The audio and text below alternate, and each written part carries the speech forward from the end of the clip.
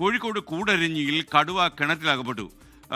കുറിയാലശ്ശേരി സ്വദേശി കുര്യന്റെ പറമ്പിലെ കിണറ്റിലാണ് കടുവ വീണത്. ഇന്നലെ രാത്രിയോടുകൂടി ഒരു പക്ഷേ ഈ കിണറ്റിൽ കടുവ ചാടിയിട്ടുണ്ടാകുമെന്നുള്ളതാണ് അവിടുത്തെ പഞ്ചായത്ത് പ്രസിഡന്റ് ഇപ്പോൾ വ്യക്തമാക്കുന്ന ഒരു കാര്യം.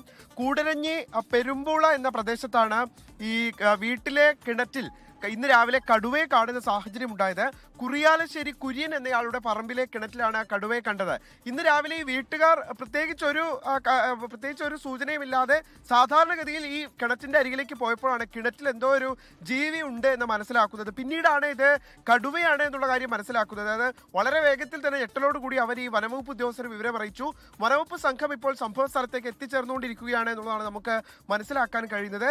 ഈ കടുവയ്ക്ക് ഇപ്പോഴും ജീവനുണ്ട്. ഇതിനെ ഇനി പുറത്തേക്ക് എത്തിക്കുക എന്നുള്ളത് വളരെ ശ്രമകരമായിട്ടുള്ള ഒരു ദൗത്യമായിരിക്കും എന്നുള്ള കാര്യത്തിൽ തർക്കമില്ല. എന്തായാലും ഈ മേഖലയിൽ നേരത്തെ പുലിയുടെ അടക്കം സാന്നിധ്യം ഉണ്ടായിരുന്നു. വന്യമൃഗ ശല്യം കൊണ്ട് ആളുകൾ പൊറുതിമുട്ടുന്ന ഒരു മേഖലയാണിത്.